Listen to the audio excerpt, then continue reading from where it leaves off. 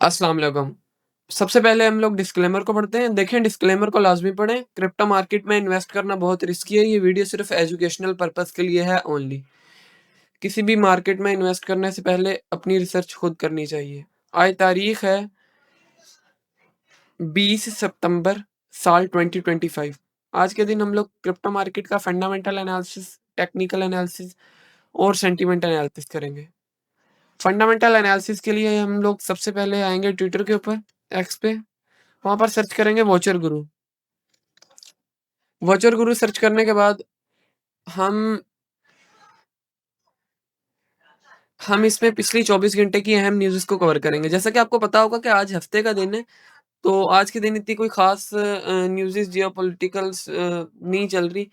वैसे अहम न्यूज़ेज़ को कवर करते हैं जिसमें president Trump to impose new $1000 fee in H-1B visas.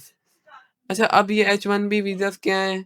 President Trump officially sign executive order to impose 1 lakh dollar annual fees on one HB visa. ये कोई इनका बिजनेस वीजास के मुतालिक है।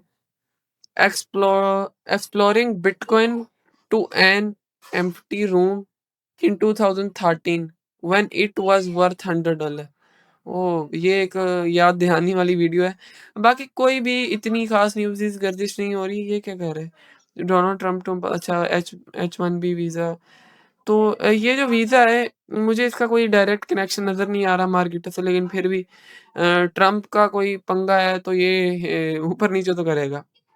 Federal reserve governor Stephen Miran says there is no evidence tariffs have caused inflation. देखो ये ना अब इन्फ्लेशन के वाले से बड़ा ना हाइप क्रिएट कर रहे हैं। मैं आपको बता दूँ, देखो इन्फ्लेशन तो आएगा और आएगा भी इसकी हुकूमत के दौरान, और आएगा पूरी दुनिया तबाह करेगा। सही है, ये मेरी प्रेडिक्शन है। लेकिन उससे पहले-पहले मार्केटें एक बार रॉकेट होकर फिर नीचे गिरेंगी। तो अहम न्यूज़ेज़ कवर हो चुकी हैं। अब हम लोग बिटकॉइन का और क्रिप्टो मार्केट का सेंटिमेंट एनालिसिस करते हैं। उसके लिए हम लोग जाएँगे कॉइन मार्केट कैप की वेबसाइट के ऊपर। कॉइन मार्केट कैप की वेबसाइट के ऊपर जाने के बाद हम लोग देखेंगे फ़ियर एंड ग्रीड इंडेक्स। देखिए ये बहुत अहम चीज़ होती है। फ़ियर एंड ग्रीड इंडेक्स की 5 स्टेजेज़ होती हैं। शुरू की 2 होती हैं फ़ियर की और आखिर की 2 होती हैं ग्रीड की, और बीच वाली एक न्यूट्रल की होती है जिस टाइम मार्केट अभी है।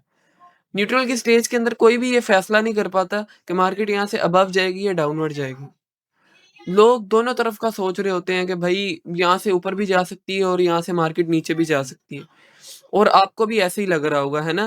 कि मार्केट यहाँ से अबव भी जा सकती है और डाउनवर्ड भी जा सकती है। और उसके बाद हम लोग देखते हैं ओल्ड सीजन इंडेक्स। अच्छा, अब ये जो ओल्ड सीजन इंडेक्स है ये 76 पर है। कई लोगों का सवाल है अभी तक ओल्ड सीजन आया क्यों नहीं है?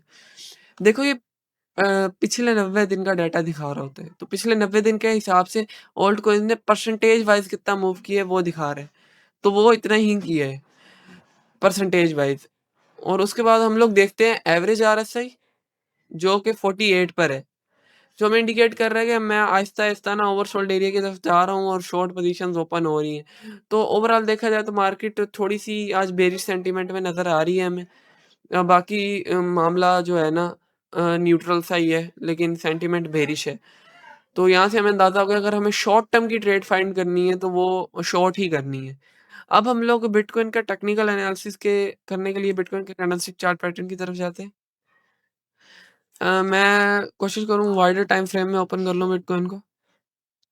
अच्छा, देखें अगर आपको ये गंद लग रहा है तो मैं ये गंद को थोड़ा क्लियर कर सकता हूँ। समझाने की कोशिश कर सकता हूँ। इस रेजिस्टेंस को फ़िलहाल मिटा ही दिया जाए। देखें ये एक चैनल था, ये एक चैनल था, ये डाउनवर्ड चैनल। ये यहाँ से हुआ है ब्रेकआउट और यहाँ से मार्केट अपवर्ड जाना शुरू हो गई है, सही है? तो ये एक क्या है? ये अपवर्ड चैनल ही है। अब देखो मैंने आपको कल क्या बताया था? मैंने कल बताया था कि कल लॉन्ग की ट्रेड निकल सकती है यहाँ से, सही है? तो जिन्होंने लगाई भी होगी तो उनका तो हुआ होगा एसएल हिट, साफ बात है, हम तो एसएल भी फिर क्लियर रखेंगे ना सामने। तो अभी क्या सिनेरियो बन सकते हैं? देखो अभी शॉर्टर टाइम फ्रेम के अंदर ना मुझे लग रहा है कि बिटकॉइन जाएगा शॉर्ट, सही है? बिटकॉइन जाएगा शॉर्ट और इस टाइम पर बिटकॉइन कह सकते हैं अपने एक जिसे हम ऑर्डर ब्लॉक कहते हैं। वहाँ पर है।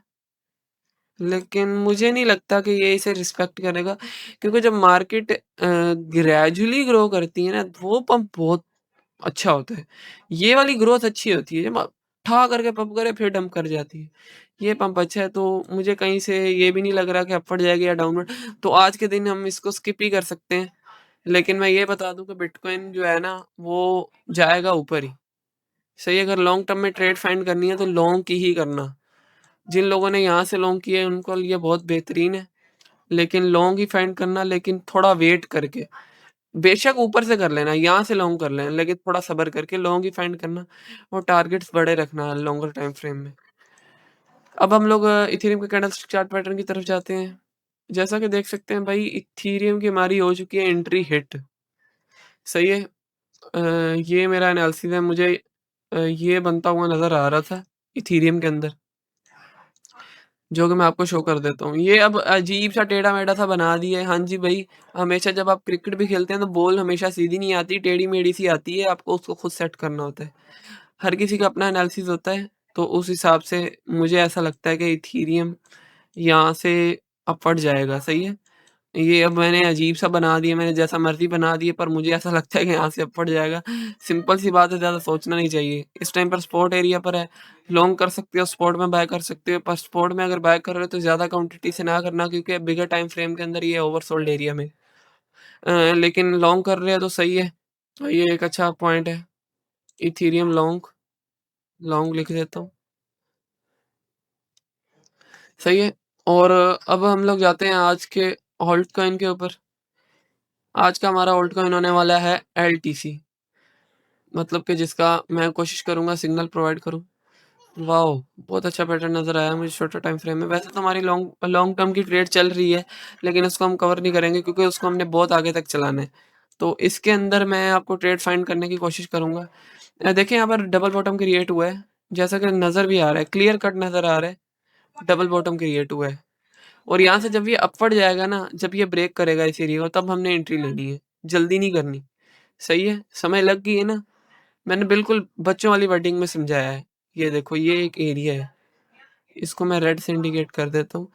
अभी मार्केट यहाँ पर है, तो ये ग्रेजुअली ऊपर जाने की कर रही है कोशिश। जब ये ब्रेक करेगी ना, ये वाली चीज़, तो जब ऐसे रीटेस्टिंग करेगी, बेशक लॉन्ग रीटेस्टिंग करे या शॉर्ट रीटेस्टिंग करे, तो रीटेस्ट के ऊपर ट्रेड लेना है और बाद में इसको कंटिन्यू रहने देना है ऊपर तक। कोशिश करना कि अपने एसएल्स को थोड़ा बड़ा रखना और अपने टीपीस को भी थोड़ा बड़ा रखना। सही है? एलटीसी यूएसडीटी के ऊपर लॉन्ग कम से कम 1:2 तो मिनिमम टारगेट रखना ही ना, मिनिमम कम से कम भी। बाकी आज की वीडियो को हम यहीं पर ख़त्म करते हैं। आज की वीडियो थोड़ी शॉर्ट थी क्योंकि मार्केट के अंदर कोई ख़ास न्यूज़ेज़ नहीं चल रही और कुछ इतना बताने को है नहीं। सही है, अल्लाह हाफ़िज़। वीडियो को लाइक और चैनल को सब्सक्राइब लाज़मी कर देना।